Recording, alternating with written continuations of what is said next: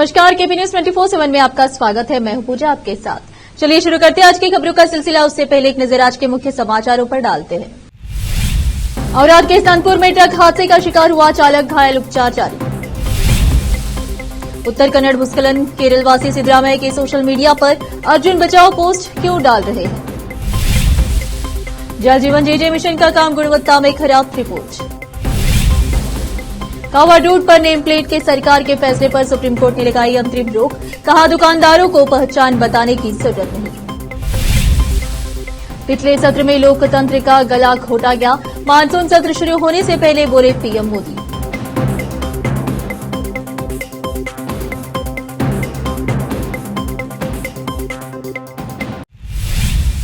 समाचारों का सिलसिला शुरू करते हुए देखते समाचार विस्तार से। बीदर जिले के औराद तालुके से तेलंगाना के हैदराबाद जा रही एक ट्रक जिसका अगला टायर फटने से दुर्घटना घटी है। प्राप्त सूत्रों के अनुसार बीती रात लगभग 11:30 पर औराद के सनपुर के मुरारजी स्कूल के समीप यह हादसा हुआ है। सड़क पर रहे राहगीरों ने तुरंत अस्पताल और पुलिस को सूचित किया। इस हादसे में चालक को हल्की चोटें आई है, जिसका इलाज अस्पताल में चल रहा है। इस हादसे से सड़क पर यातायात बाधित हुआ, जिसको पुलिस ने क्लियर कर यातायात को सुगम बनाया है। पुलिस मामले की जांच आदि शुरू की है। शांतैया स्वामी नामी व्यक्ति ने घटना के बारे में केपी न्यूज को जानकारी दी है। और आज से अलीम पाशा की रिपोर्ट। ये क्यों बोलो तो दूसरी बात ये शांतैया स्वामी ने क्या है बोलो तो फिर भी क्या है उनका यहाँ पे होटल है। इस रात में हम जाको संपर्क किया तो उन्होंने उनका कहना है कि रात में 11 बजे बहुत बारिश हो रहा था। बारिश होने की वजह से क्या है बोलो तो रात के टाइम में सामने का टायर जो ब्लास्ट हो गया, ब्लास्ट होने से क्या बोलो तो बहुत ज़बरदस्त आवाज़ आ गया। फिर भी क्या है बोलो 2 बार पलटी गई है गाड़ी। दूसरी बात सेकंड बात दूसरी क्या बोलो तो हमारे कैमरामैन बता सकते हैं कि इनका यहाँ होटल है। हमारे कैमरामैन बता सकते हैं होटल है, इधर मुरारजी स्कूल है। ये मुरारजी स्कूल के पास क्या है बोलते इनका होटल है। ये होटल से क्या है बोलो तो तकरीबन बहुत ही दूर, बहुत ही करीब में ये मुश्किल का सामना हादसा हो गया। फिर भी क्या है बोलते हमारे साथ खुद शांतैया स्वामी है, हम उनसे बात करेंगे। जोर से बात किए। आपका नाम क्या है? शांतैया स्वामी। ये कैसा हो गया हादसा? टायर की आवाज़ है। हाँ, क्या टाइम में होगा ये? 11:30 बजे। जब उस मोमेंट में आप कहाँ थे? अंदर थे हम। हाँ, घर में थे क्या? हाँ, आवाज़ आके उठे हम। हाँ, और दूसरा आदमी उठो बोले तो उठे। अच्छा, तुम बोल दो अंदर कंडक्टर या ड्राइवर अंदर ही थे क्या? ये थे, बाहर निकल के बाहर लेने के बाद हम बाहर आए जी। और दूसरी बात क्या है बोल तो जो कंडक्टर और ड्राइवर है इन दोनों को क्या है बोलो तो जो गवर्नमेंट एम्बुलेंस आकर ले गया है, कौन तो प्राइवेट लगे है? गवर्नमेंट। ये हाँ, अंदर ही से वो लोग। हाँ, और ले जाने के बाद क्या बोलते सनपुर हॉस्पिटल में ले गए? हॉस्पिटल एम्बुलेंस में डाल लेके गया, इधर गया, कानपुर गया। अच्छा, आपको पता नहीं है। फिर भी क्या आप तुम यहाँ पे रहते हैं? ये शांतैया स्वामी कहने का है रात में क्या है बोलते 11 बजे का बारिश का मौसम था। इस बारिश के मौसम में क्या बोलते तकरीबन रात के 11 बजे हुए थे। सामने का टायर ब्लास्ट होने के बाद क्या है बोलो तो ये हादसा हो गया बोलकर शांतैया स्वामी का कहना है। कैमरा पर्सन पप्पूराज के साथ में अलीम पाशा, केपी न्यूज औराद। उत्तर कन्नड़ के अंकोला में 16 जुलाई को हुए भूस्खलन को 6 दिन से अधिक समय हो चुका है। भूस्खलन जिसने शिरूर में भी भारी तबाही मचाई है। गंगावली नदी और NH 66 के कुछ हिस्सों को बहा दिया है। कम से कम 7 लोगों की जान ले ली है और कई अन्य लापता बताए गए हैं। हालांकि राज्य मशीनरी की आपदा प्रतिक्रिया भारतीय सेना की टीम और नौसेना की सी बर्ड टीम की अपेक्षित आगमन के साथ आकर लेती दिख रही है, जो खोज कार्यों में तेजी लाएगी। लेकिन केरल वासियों ने इस आपदा के प्रति सुस्त और उदासीन प्रतिक्रिया के लिए कर्नाटक सरकार पर उंगली उठाई है और उनका गुस्सा उन रिपोर्टों से और भड़क गया है, जिनमें बताया गया है कि पीड़ितों में से एक, जिसकी पहचान केरल के कोझिकोड निवासी अर्जुन के रूप में हुई है, मलबे के नीचे फंसा हुआ है। माना जा रहा है कि ट्रक चालक अर्जुन भूस्खलन वाली जगह के पास एक चाय की दुकान पर रुका था। अर्जुन की भारत बेंज लॉरी की GPS लोकेशन जिसके मालिक मुनाफ है, जो उस जगह पर है जहां तलाशी अभियान चल रहा है, और दावा है कि वह मलबे के नीचे स्थित है। ग्रामीण विकास और पंचायत राज मंत्री प्रियांक खड़गे ने विधान परिषद को बताया कि कर्नाटक में जल जीवन जेजे मिशन योजना में काम की गुणवत्ता के तीसरे पक्ष के ऑडिट की अंतरिम रिपोर्ट में यादृच्छिक सर्वेक्षण के दौरान खराब गुणवत्ता वाले काम का पता चला है। कांग्रेस सदस्य मंजुनाथ भंडारी के प्रश्न का उत्तर देते हुए मंत्री ने कहा कि हमें तीसरे पक्ष के ऑडिट की अंतरिम रिपोर्ट मिल गई है और अंतिम रिपोर्ट मिलने के बाद हम समस्याओं को ठीक करने के लिए आवश्यक कदम उठाएंगे और कार्रवाई भी शुरू करेंगे। सदन में रखे गए आंकड़ों के अनुसार 2019 में योजना के शुभारंभ के बाद से 54.30 लाख ग्रामीण घरों को नल का पानी का कनेक्शन मिला है। वर्तमान में राज्य के कुल 101.15 लाख ग्रामीण घरों में से 78.90 लाख में नल का पानी का कनेक्शन है। अब तक कर्नाटक में कुल 73,434 करोड़ रुपए खर्च किए गए हैं, जिनमें से 30,81,302 करोड़ रुपए नल के पानी के कनेक्शन पर खर्च किए गए हैं और 42,65,138 करोड़ रुपए बहुग्रामीण पेयजल योजना के लिए इस्तेमाल किए गए हैं। लोकते समाचारों का सिलसिला एक ब्रेक के लिए, जल्द लौटते हैं ब्रेक के बाद।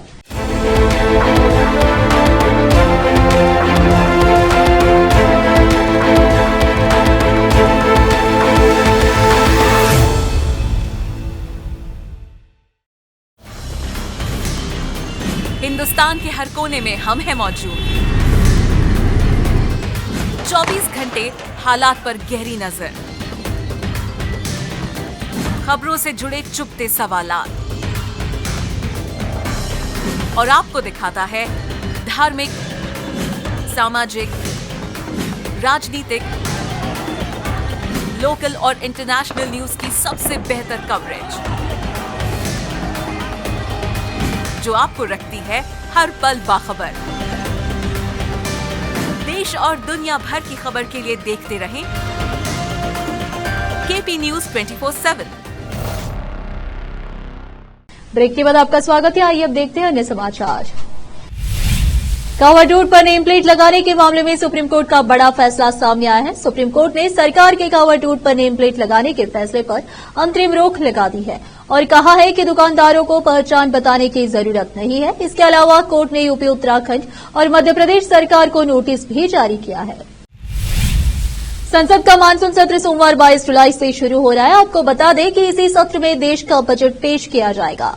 सत्र के शुरू होने से पहले संसद के बाहर पीएम मोदी ने देश को संबोधित किया है। पीएम मोदी ने कहा कि आज सावन का पहला सोमवार है। इस शुभ दिन पर एक महत्वपूर्ण सत्र शुरू होने जा रहा है। मैं देशवासियों को सावन के पहले सोमवार की शुभकामनाएं देता हूं। आज संसद का मानसून सत्र शुरू हो रहा है। आज पूरा देश इस पर विचार कर रहा है कि यह एक सकारात्मक सत्र होना चाहिए। अपने संबोधन में पीएम मोदी ने कहा कि भारत के लोकतंत्र की जो गौरव यात्रा है, उसमें ये एक महत्वपूर्ण पड़ाव के रूप में मैं देख रहा हूं। व्यक्तिगत रूप से मुझे और हमारे सभी साथियों के लिए भी ये अत्यंत गर्व का विषय है कि करीब 60 साल के बाद कोई सरकार तीसरी बार वापस आए और तीसरी पारी का पहला बजट रखे। राष्ट्रवादी कांग्रेस पार्टी एनसीपी नेता अजित पवार ने रविवार को घोषणा की कि उनकी पार्टी महाराष्ट्र में होने वाले निकाय चुनाव स्वतंत्र रूप से लड़ेगी। लोकसभा चुनाव में एनसीपी के खराब प्रदर्शन के बाद से स्थानीय नेता और कार्यकर्ताओं की ओर से पाला बदलने की खबरों के बीच यह घोषणा आई है। निकट भविष्य में होने वाले विधानसभा चुनाव में अपनी राजनीतिक ताकत साबित करने की चुनौती का सामना कर रहे अजित पवार ने कहा कि स्थानीय नेतृत्व को पार्टी को मजबूत बनाने के लिए अपने अपने क्षेत्रों में कड़ी मेहनत करनी चाहिए। एनसीपी की शहर इकाई को संबोधित करते हुए अजित पवार ने कहा कि हमने लोकसभा चुनाव गठबंधन में लड़ा था और विधानसभा चुनाव भी गठबंधन में लड़ेंगे। उन्होंने कहा कि हालांकि हम लोकसभा और राज्य विधानसभा में सहयोगी हैं, लेकिन महायुति के सदस्य स्थानीय निकाय चुनाव अकेले लड़ने के लिए स्वतंत्र हैं। मैं यह घोषणा करना चाहता हूं कि पार्टी निकाय चुनाव स्वतंत्र रूप से लड़ेगी। फिर से रोकते समाचारों का सिलसिला एक ब्रेक के लिए, जल्द लौटते हैं ब्रेक के बाद।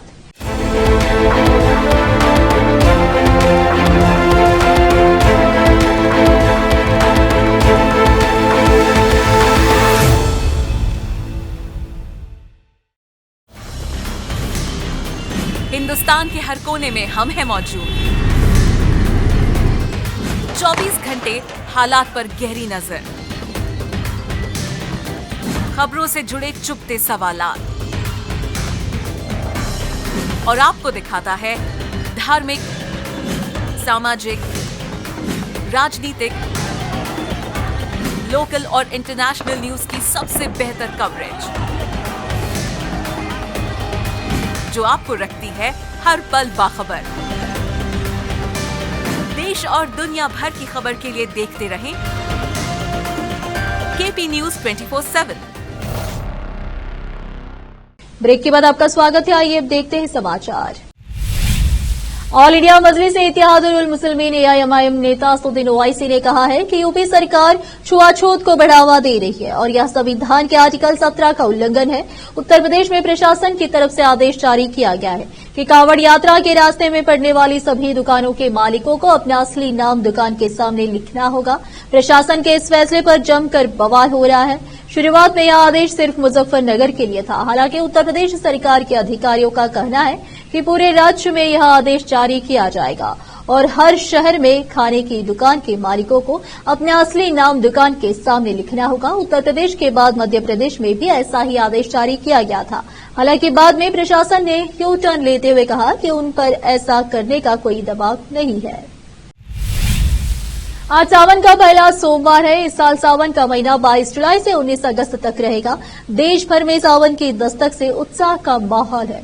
शिव भक्तों में इसकी एक अलग ही खुशी नजर आ रही है। देश भर के शिव मंदिरों में श्रद्धालुओं की भारी भीड़ दिखाई पड़ रही है और भक्त विधि विधान से भोलेनाथ का पूजन कर रहे हैं। मध्य प्रदेश के उज्जैन स्थित महाकालेश्वर मंदिर में पूजा अर्चना की जा रही है। इसका वीडियो भी सामने आया है। महादेव को दूध दही से स्नान करवाया जा रहा है। वाराणसी में सावन महीने के पहले सोमवार के अवसर पर काशी विश्वनाथ मंदिर में पूजा अर्चना की जा रही है। इसका भी वीडियो सामने आया है। हरिद्वार में सावन महीने के पहले सोमवार के अवसर पर भक्तों ने गंगा नदी में डुबकी लगाई। इस मौके पर हजारों की संख्या में भक्त हरिद्वार पहुंचे हैं। सावन का महीना आज से शुरू हो गया। वहीं सावन की शुरुआत के साथ ही देश भर के अधिकांश राज्यों में बारिश का भी अनुमान लगाया जा रहा है। मौसम विभाग के अनुसार यूपी से लेकर महाराष्ट्र तक और दिल्ली से लेकर गोवा तक तमाम राज्यों में बारिश की संभावना जताई गई है। एक तरफ जहां बारिश की वजह से दिल्ली NCR के लोगों को उमस भरी गर्मी से राहत मिलने वाली है, तो वहीं कई दिनों से महाराष्ट्र के तमाम जिलों में बारिश की वजह से लोगों का जनजीवन अस्त व्यस्त हो गया है। आइए जानते हैं कि देश के अलग अलग राज्यों में मौसम का क्या हाल रहेगा। सबसे पहले देश की राजधानी दिल्ली की बात करें तो यहां बीते कई दिनों से उमस भरी गर्मी का सिलसिला जारी है। हालांकि मौसम विभाग ने दिल्ली सहित NCR के लोगों के लिए राहत भरी खबर दी है। IMD ने दिल्ली NCR के लिए येलो अलर्ट जारी किया है। ऐसे में यहां पर कई इलाकों में बारिश होने की संभावना है। वहीं बारिश होने की वजह से दिल्ली NCR के लोगों को उमस भरी गर्मी से राहत जरूर मिलने वाली है। IMD ने दिल्ली के लिए एक सप्ताह का मौसम अलर्ट जारी किया है, जिसके अनुसार 22 और 23 जुलाई को बारिश होने का अनुमान जताया गया है। अमेरिकी राष्ट्रपति चुनाव रोचक हो गया है। रिपब्लिकन उम्मीदवार और पूर्व राष्ट्रपति डोनाल्ड ट्रंप से पिछड़ रहे राष्ट्रपति जो बाइडेन ने चुनाव रेस से बाहर होने का ऐलान कर दिया है। उन्होंने राष्ट्रपति चुनाव के लिए डेमोक्रेट उम्मीदवार के तौर पर उपराष्ट्रपति कमला हैरिस का नाम आगे किया है। हालांकि अभी कमला हैरिस को उम्मीदवारी मिलना तय नहीं है, क्योंकि कई बड़े दिग्गज डेमोक्रेटिक पार्टी के नेताओं ने अभी खुले तौर पर कमला हैरिस का समर्थन नहीं किया है।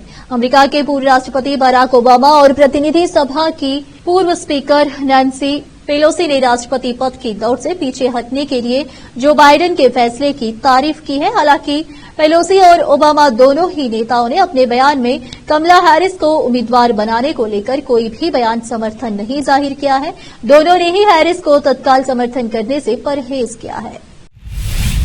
फिर से एक नजर मुख्य समाचारों पर।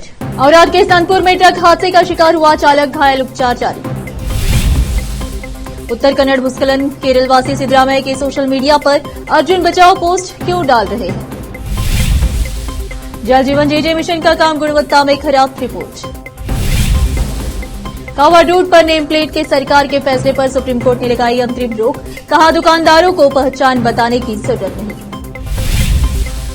पिछले सत्र में लोकतंत्र का गला घोटा गया, मानसून सत्र शुरू होने से पहले बोले PM मोदी।